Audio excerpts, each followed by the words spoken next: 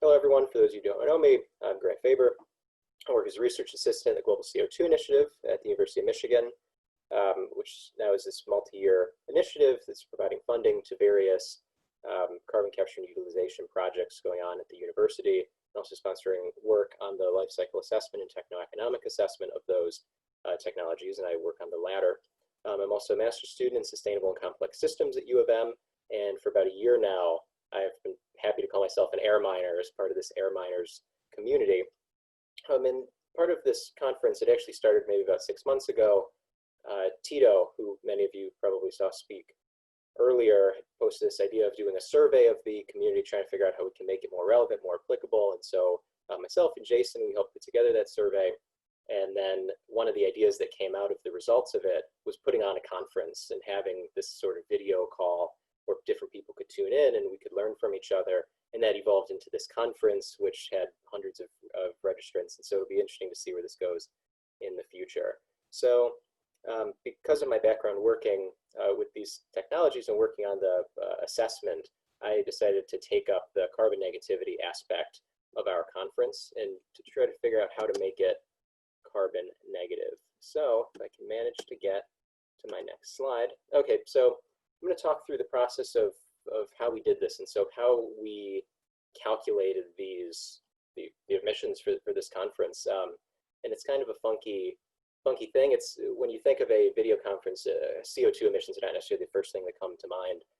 And so I had to dig in to do a small literature review to figure out where are the emissions coming from? If you log on to a Zoom call and we do this conference, how much CO2 emissions can be allocated to this? And so I looked at a lot of life cycle assessments to start comparing video conferencing and meetings in person or traveling to meet in person. And for those who don't know, life cycle assessments are basically quantitative analyses of the environmental impacts of a given product or process. And so here it's applied to both the video conferencing and both to meeting in person. So there's some screenshots here of some different papers that I looked at to try to get an idea about, okay, well, if we do this conference, and the main thing we're doing is video conferencing, where will the emissions be that come from? And so I read through all these, took some notes, and I came up with an outline. And so the outline, you should be able to see it on this slide. Basically for video conferencing, which is kind of the bulk part of our conference and the organizing that went on for the conference, the emissions come from three main sources. So there's the computers, so everyone is presumably on some sort of laptop or desktop. That laptop or desktop, from the materials that went to producing it until its end of life, it will be responsible for so many emissions. And so we're allocating those life cycle emissions from everyone's computers to the number of hours spent at the conference. And we'll talk a little more about that later. There's energy for the network data transfer that's applicable to this. And so if you go up in your upper left-hand corner of your Zoom screen, you should see like a little shield with a check mark on it. And if you click that, you don't have to do it now, and it might not be apparent if I'm sharing the screen, but basically there's a certain number of megabits per second, both up and down, that are going over the network. So you might be sharing audio or video with the rest of the network, and then obviously you're receiving what I'm saying right now. You're receiving this PowerPoint. And so there's data, and that data needs to be transferred on various parts of the infrastructure that make up the internet. And then on the back end, there's a server, and a hub, a switch, and a router, and these different things in some data center somewhere that are handling this. And so this is kind of the outline that I got from the literature review. And we met with a data manager from Zoom to help verify this. And so I showed him this outline and kind of talked through the logic, and he was able to verify that this is consistent with their method for calculating emissions, which they are still working on. They're working on developing potential carbon strategies and plans and so forth, but he was able to verify that this was a good approach for moving forward. And so that was good, and so this is good for the video conferencing aspect, which applies to both what we're doing right now and the organizer meetings. But we wanted to also think, what else is going on? So it's not just the video conferencing, there are other relevant things going on at this conference. And so there are Google searches, and a lot of people don't think about it, but every time you hit enter on a Google search, 0.2 grams of CO2 equivalent are created somewhere from the energy used for the data transfer on the servers and so forth. There's social media and Slack posts. You may have learned about this conference from Facebook or LinkedIn or an email or something. There's emissions associated with those. There's desk lamps, there's monitors, and we got some of this from the intake form as well. We created a website to manage the conference, and that involves so many emissions.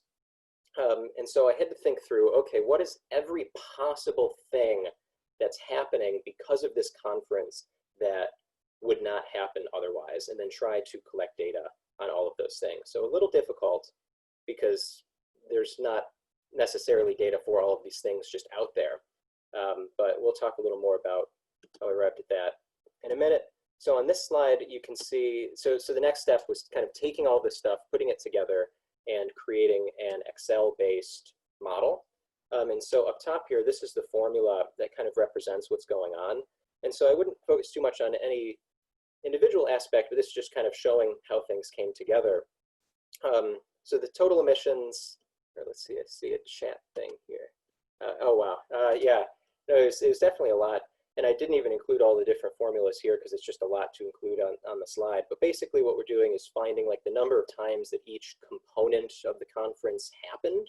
And so whether that's an hour spent at the conference or whether it's a Google search related to it or whatever it is, multiplying that number by the emissions associated with that component and then summing all of those up. And so you see on the left here, this is kind of the process that we went through for the initial outline. So P is the number of participants, number of people participating. EC is the life cycle emissions from the computer, and that's multiplied by this next expression, which is basically like a fraction of time spent at the conference, a fraction of the laptop's useful life, assuming we're allocating those emissions to the laptop's useful life. And then we do these, there's other aspects as well, as from the data transfer from the servers on the back end, as we verified the number of servers and so forth with the people from Zoom. And then there's all of these other things on the end. So the organizer meetings, it might not seem like it, but we met maybe 22 or 23 times to put this conference together, probably more, and we'll have to add that up afterward. But there's emissions from all of that that have to go into this model. There's the Google searches, the monitors, it goes on and on. So we had to account for all of these things in this Excel model. So next slide, talk a little about the data gaps. And so as much as I wish this could be perfect and we could know with complete certainty what the emissions are and so forth, with these sorts of analyses, there's always gaps, there's always time constraints that you have to balance with the desired accuracy. And so some data gaps, social media and Slack posts, no matter how hard I searched, I was just unable to find data on, well, how many grams of CO2 are emitted every time you do a Facebook post, a LinkedIn post. I also don't know how many times these posts were made. Like I know on the part of the organizing team, but there are people I've never met, maybe never will meet, tweeting about the conference, messaging about it. It goes on and on. It would have been quite difficult, if even possible, to get data on all of that. And then the companies, I couldn't find any data on the emissions of that. Specific laptop footprints, this is another issue of, I was actually able to find a surprising number of CO2, like life cycle CO2 emissions for laptops, but many people use different kinds of laptops. Not everyone responded to the attendee intake survey, so I had to use some averaging there and be conservative, as I'll talk about in a minute. And the full network structure, the guy from Zoom told us that they don't even know like where the Zoom connection is bouncing around in the internet's infrastructure and how many servers it will take. They don't really know. They have to use some upper bounds. And so he told us it all takes place on one server. So I assumed, okay, we're using 2 servers, things along those lines. There are also some time constraints in terms of getting everyone's specific fuel mix for their regional grid. And there's data gap, not everyone filled out the form. Participant duration, so people have been coming and going throughout the day. I'm just going to assume that everyone stayed all day for the model because we aren't able to get more granular data, and the tracking of that would be too onerous. Specific data rates, the data rate fluctuates all day. We're just going to use an upper bound on that and so forth. And so as I've been talking about, I try to use conservatism in the model to really make sure that, okay, anytime there's an assumption that we need to make, we're being conservative about it. So these are things like full participation, assuming a very high data transfer rate, a low computer service life, because the longer the life is, the more those life cycle emissions get stretched out across all of the hours for that computer. and then no renewable energy offsets as well. So some people purchase these renewable energy offsets like I do for my home. And so these would technically reduce some of the emissions that I would be contributing as part of the conference from the energy use from my laptop. But I'm just assuming those away. And some people responded that they have solar on their home as well, which would change these calculations. But of course, there's data problems there. So moving on, so we did all this. I built this model. I got all the data. I plugged it all in with some basic assumptions. We'll fill them in after today. But then we had to think about the actual carbon removal aspect of this. So we wanted to get offsets. And so first of all, I set some various criteria for them that are pretty common in the industry. And so one of the important ones is it real? You know, it's kind of obvious, but sometimes one that is not checked off. Quantifiable, so we want to know, another obvious one, but then being additional and permanent. So additional means it wouldn't have happened otherwise had we not paid for it. And permanent means that there's no chance that this carbon removal project that we pay for is ever going to re-release CO2 into the atmosphere. And there was some discussion about that earlier today in Klaus's talk.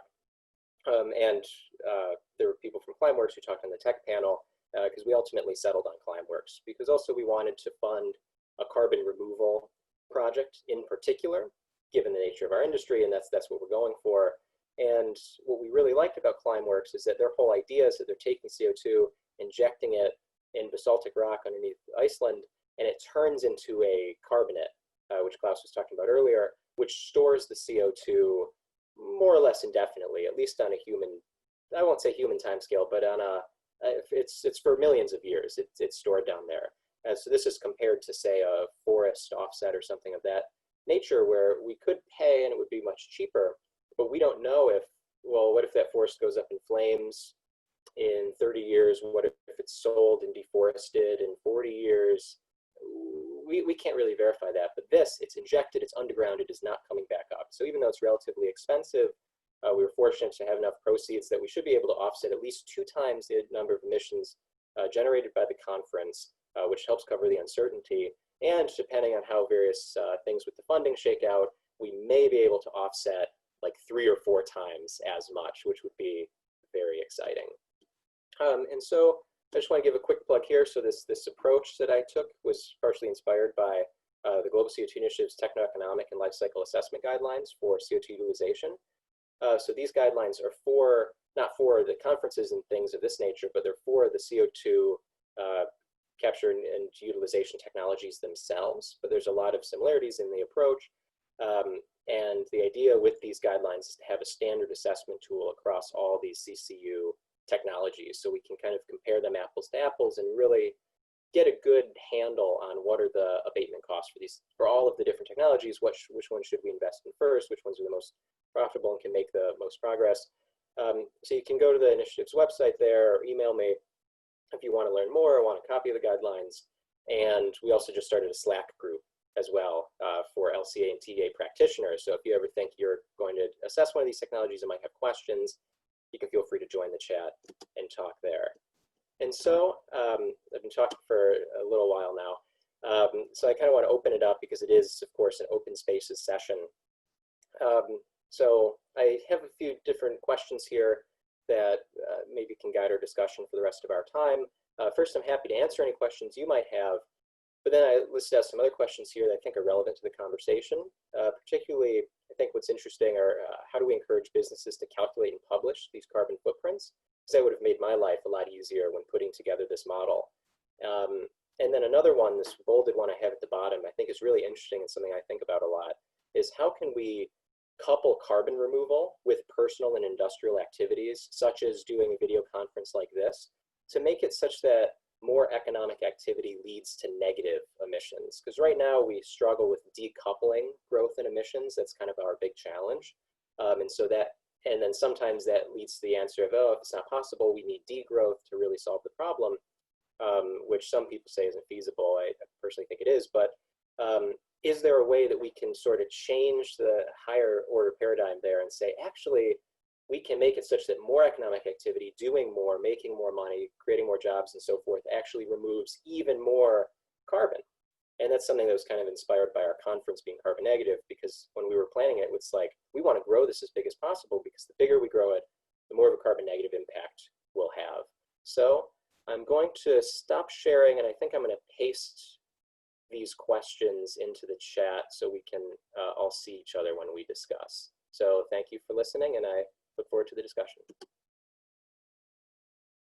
And since we have a pretty small group here, I think anybody who has an inkling of a desire to ask a question, let's hear from you. So one way we can do that is you can just say in the chat that you have a question.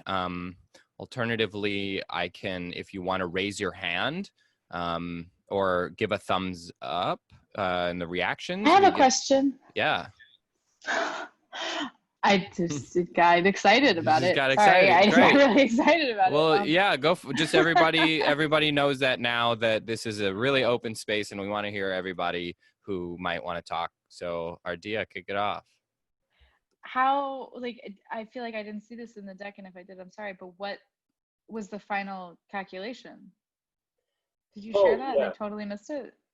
No, I didn't include it because it's still up in the air. So we'll need to review after today how many participants we had and maybe what are the average data rates, and we'll need a final tally on our organizer meetings and so forth. As of right now, it looks like we emitted about a ton. Really? CO2, yeah. God, so like a real conference. Oh, a real conference. I can't even imagine. Involved. Yeah. It would be astronomical because there would be food, there would be oh my God. Ubers, plane rides. I mean, and then the calculation of that would be difficult too, because anytime someone eats some kind of like salami sandwich or something, I mean, we have to track that sandwich down, and we need to figure out like, where did the bread come from, and how far did the guys who made that bread drive to work? It's not that granular, but still, I mean, it would be a gargantuan task. Very, very, very tough. So how expensive is it, let's say, for a company to have a life cycle analysis done for their salami? I think it ranges. I mean, it's kind of a consulting thing. There's different environmental consulting firms who do this sort of stuff. And I mean, anyone have any numbers on that? Anyone else? We for our conferences we estimate high, and I think from a travel industry perspective, it seems to me that the desire to be granular stops people. Like, people sometimes feel like if they can't get it just right, if they can't get to the bottom of it, it's too much to even tackle. And so to this, to your point, like the impact of that salami, or how do we encourage businesses to calculate and publish to help with analyses like this? How do we get people to offset more of their emissions more frequently? I feel like some of it is being more forgiving and more like expansive about, like what we're saying in travel now with respect to offsetting and removal is start somewhere, do what you can. Don't get totally, like, don't be put off by the fact that you can't get it perfect to not do it at all. I think that's been a barrier. And so when I imagine how we can get more people engaged, it's like changing how we talk about it to be a little more like, hey, it's cool.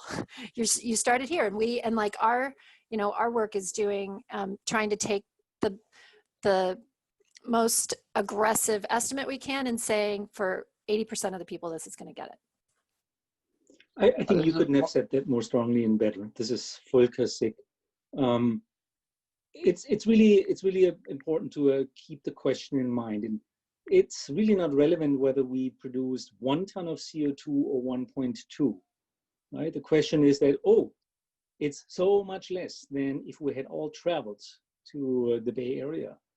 Right? So to come back to the original question in terms of costs, I mean, this could be a few $100s or some volunteer work to get a good sense of it. all the way to literally $100,000 if you need to know a really, really fine-grained answer. So well, thinking about there's a company in, I believe in the Bay Area, or certainly on the West Coast. It's called Cameron Cole, which is one of the foremost companies that does this kind of analysis. And if you want to get a real number on what the range of costs could be, I could get you that. The fellow that I know that does this his name is Jeremy Edwards, and he's well known in the industry in this space.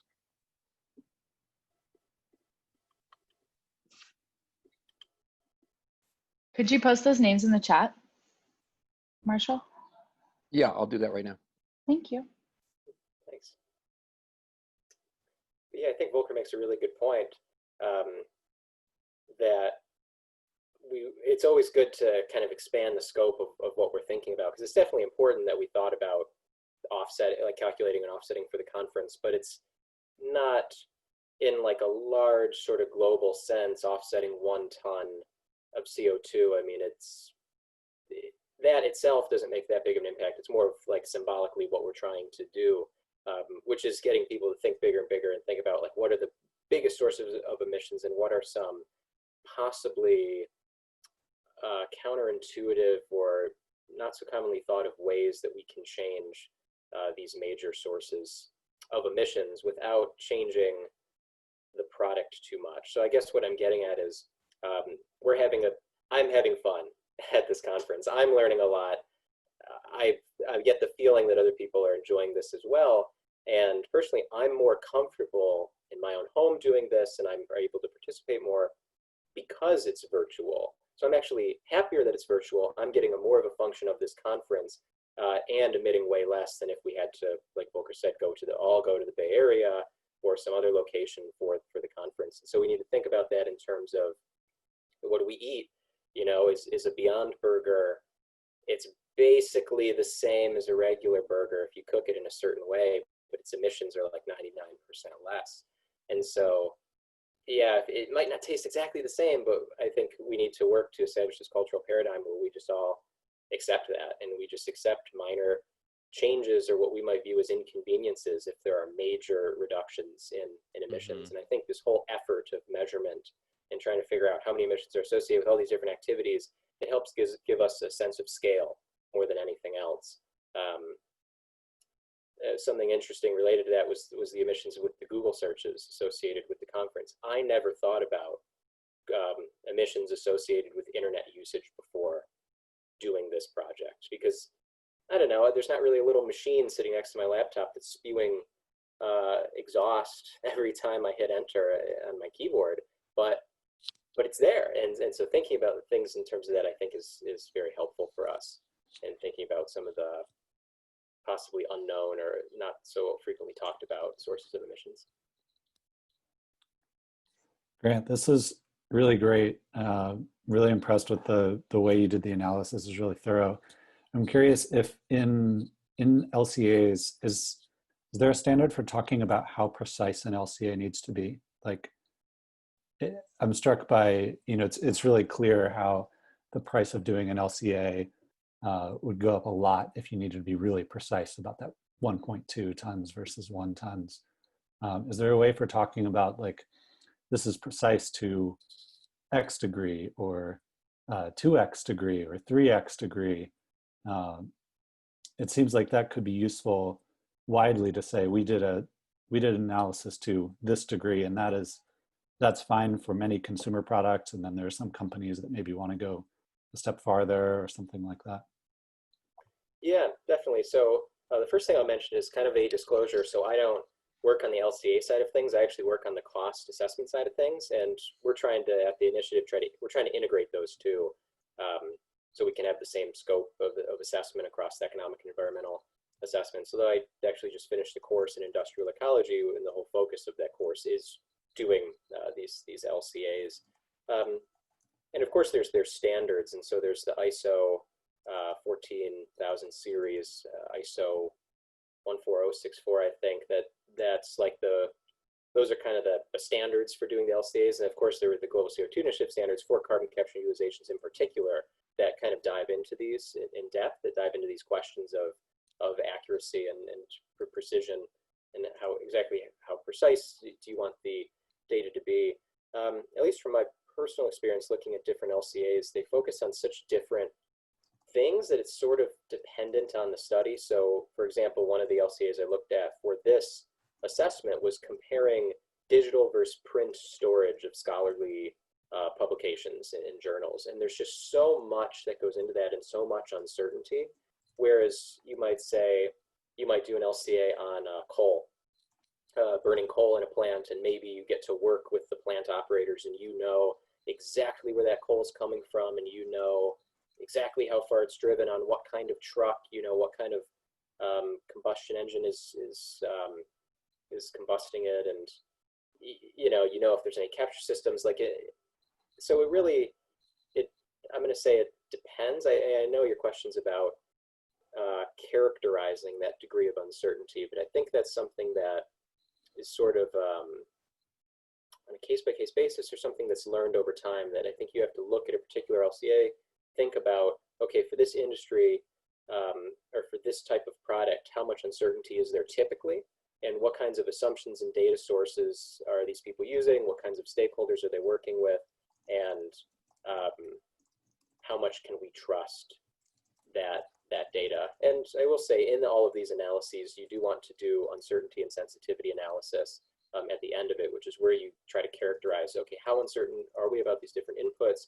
Then you do the sensitivity analysis, where you might find, you might model how the final results of the emissions changes with various changes to the inputs. Like if you find out that the fuel mix is actually 1 gram of CO2 per kilowatt hour versus 0.1 or something, and then it helps you identify what are the main contributors to a process, and those are often the things that you really want to focus on for improving the performance of something too. And so the goal isn't always just getting to that final answer of like, this product emitted 314 kilograms of CO2.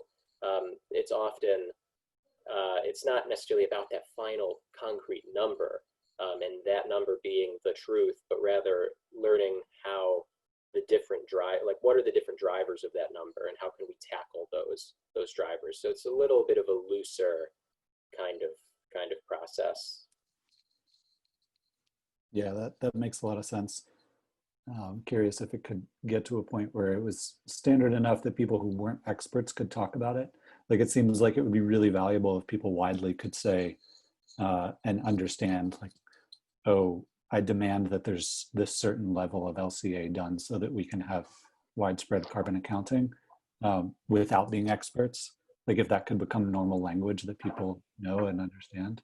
But LCAs are incredibly complex and vary between different things, salami sandwich versus vegetable sandwich, anything. So, but look at, give you an example of an analog situation, and that is the nutritional value of the foods we buy, right? We take it for granted that these numbers on the backside of a package are really accurate and meaningful. But to start with, the caloric contents is being determined by literally burning the food in a calorimeter that is used to measure the heating contents of fuels. I mean, our bodies extract energy in a very different way with less efficiency, etc. Right? So that in what's the daily fraction of nutrients to your body? I mean, that's so highly individual, but it's a guidance, right? mm-hmm. That's one thing. And in the UK, for example, a lot of products already have a carbon footprint, literally a paw, that gives you some sense of the CO2 impact. And I think it falls upon us as consumers to ask for it, right? Because then there's incentive and pressure on companies. If they don't do it, we might choose the other brand. Right? Oh, thanks. I had no idea, Volker. Thank you for sharing that symbol already exists in Europe. Yeah, I learned that from the Carbon Trust. Just Google, if Grant permits us spending some CO2 on a Google search for Carbon Trust. They were sort of formed by the UK government Actually with proceeds from the first carbon tax that they had. Mm. And they set up something like this. I think they've done assessments of more than 20,000 different products. Wow. Awesome. So let's hear from, is it Giri Prashad? Yes, yes. It's Giri Hey. Prashad. Hey, Hey, hi. awesome. Hi, everyone. So great to meet you all. You too. Thank you. Hi. Grant, this is fantastic, and to put all these things together and to quantify is one big task, and to really pull the granule level is fantastic. So what I wanted to add here was two things regarding sourcing the data. And I was once trying to do a similar LCA for the work that we do at at our company. So there's this one recent tool that MIT is going to come up with. It's called Sesame.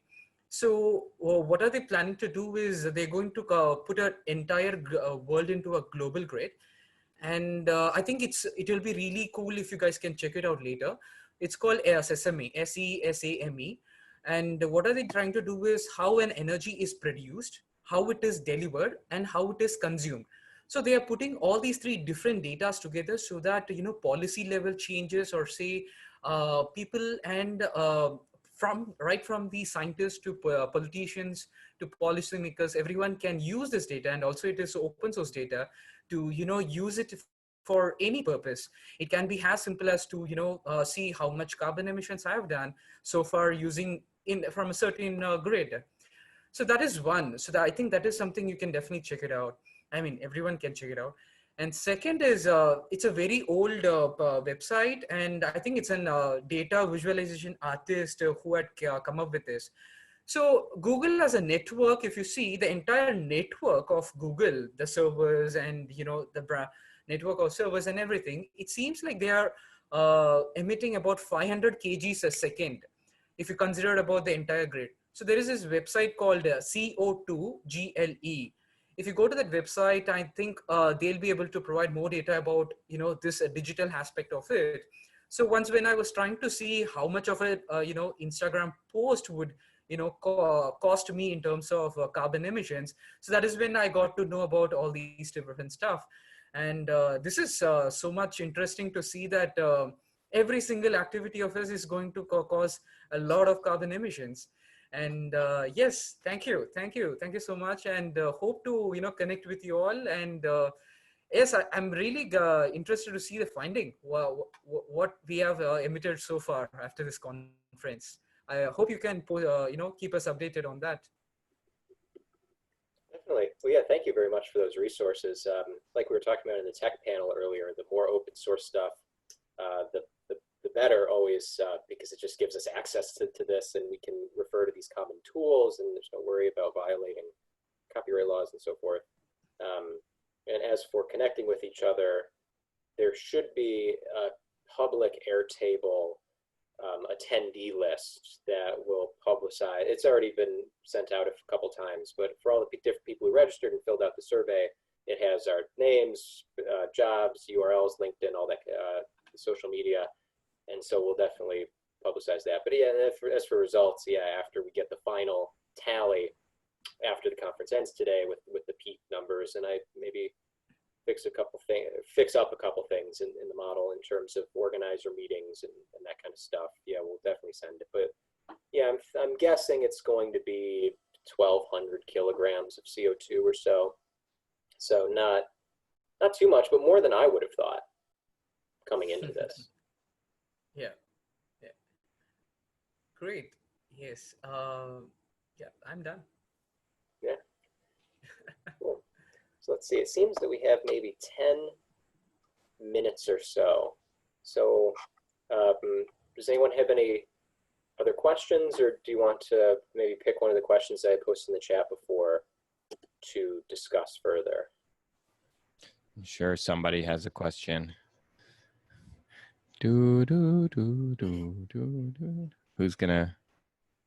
Somebody's gonna ask a question.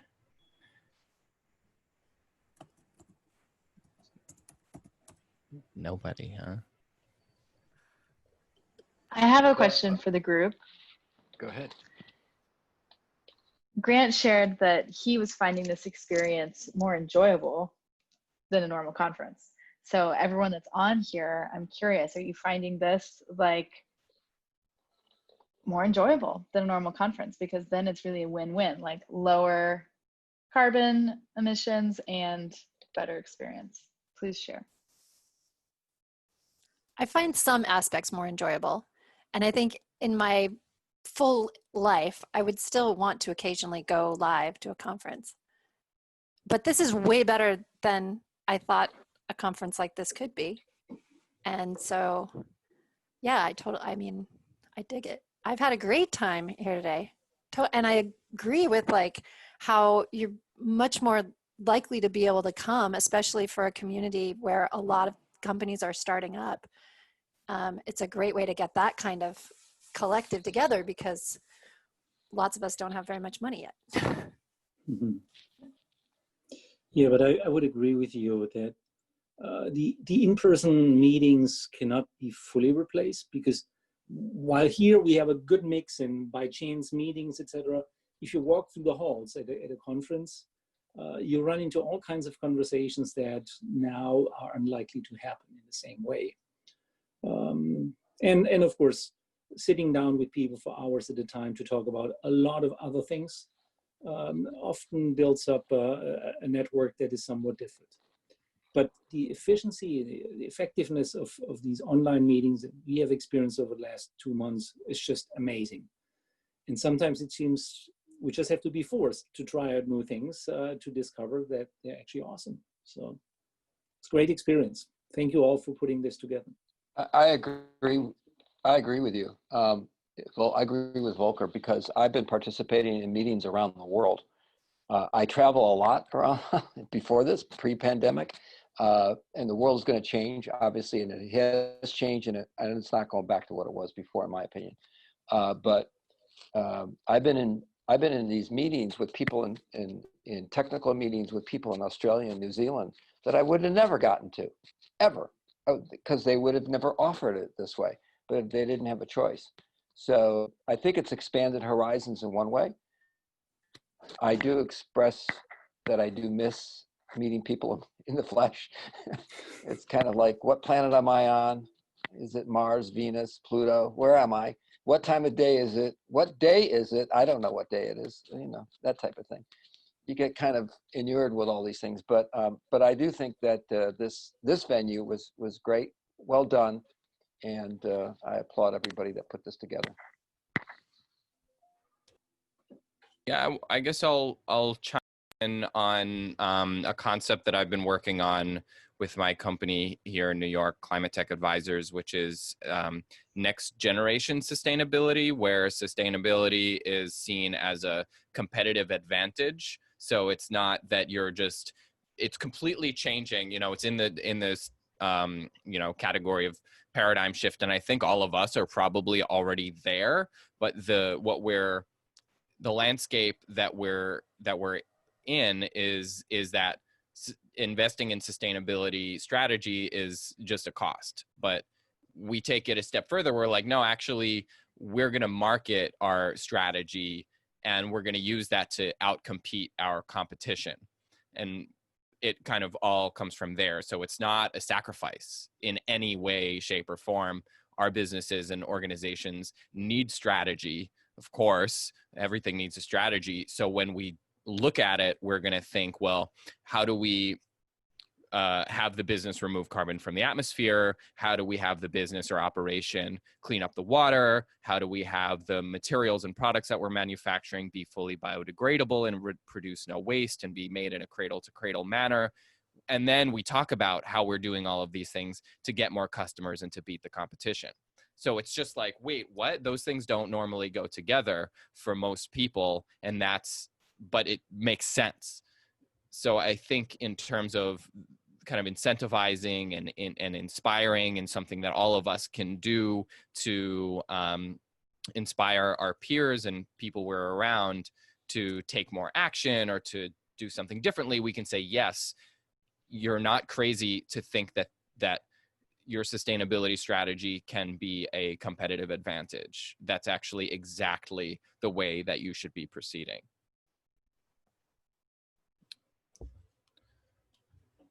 So yeah, does that resonate with anybody? Yeah. I totally agree, and I'm doing what you're doing. Yeah. not Yeah. what you're doing, but our business is a triple bottom line approach, Yeah. joint venture approach, getting funded, moving, getting implementation, and demonstrating a competitive advantage, and creating what we call barriers to entry from a marketing point of view, and creating adoption of innovation at the same time. Yep. Good work. Awesome. Hook up with me. Yeah, I will, for sure. I mean, if this is coming from, it's coming from the natural capitalism, cradle to cradle, drawdown, Gil Friend. It's coming from all of the, from Janine Benyus, biomimicry. I'm not making this stuff up. I'm just finding what's good. We're finding what's good, and we're going with it. So I think in terms of, I'm really curious in if there are any approaches that people have had success with in terms of changing minds, changing perspectives, to also see it this way, for others to see it this way. Well, I think my response to that is that this is all about an adoption of innovation curve, which normally looks like a standard T, shape. But we have in this, before the pandemic, we already had kurtosis to the right, where the top of the curve was shifted to the right, so it's more conservative, and you have less innovators and early adopters, and to get across the chasm, it's much more difficult. In the pandemic, I see it as actually a threat that becomes an opportunity for everyone in this conference, because there is a definite, and I said this in another event room that I was in, there's a definite connection between the zoonotic disease that we're seeing here, which is COVID-19, and climate crisis and climate change. There's a definitive, regenerative farming can play a role in that. Biochar plays a role in that. Water sequestration plays a role in it. Everything that is clean technology and air mining, it all plays a role to create a competitive advantage, but also the ability that we can make a difference on this planet and save it. And it's an alternative to, what's the word? I'm trying to avoid solution, but it's a remedy, I guess, for a malfunctioning system. I think a remedy is a good word. Yeah, I like that. Right, and that's what we're experiencing. That we know that the system is malfunctioning. We've known that it's been malfunctioning, and now we're all forced to stay home, and we're losing, people who are close to us as a result of it. And part of when I say it's adoption of innovation, we have to create attributes that allow people to adopt our thinking and our approach. Not everybody's going to adopt it to begin with. It could be a year from now, 2 years from now, 10 years, whenever it happens, and we start to move into the center of the curve, the early majority, late majority curve, which is 66% of any adoption. People will look back on us at that time and say, oh, well, that seemed easy. It's not. We all know that, right? But the adoption of any innovation is a struggle. And by the way, the percentages are not always with us, but this type of forum allows us to create more, I think, enforcement and more adoption of what we're doing. Cool. That's my opinion. Awesome. All right. Well, with that, we are out of time, and it is time to move back to the main room. So I just posted the link. So this is back to room A. You can also go on the website. The link's there. It should be in the Slack chat as well, or you can just click on this, and we will go there to see our concluding keynote from Dr. Lisa Dyson. So thank you all for joining. Thank you, Grant. Thanks, Grant. That was wonderful. Thanks, Grant and Matthew.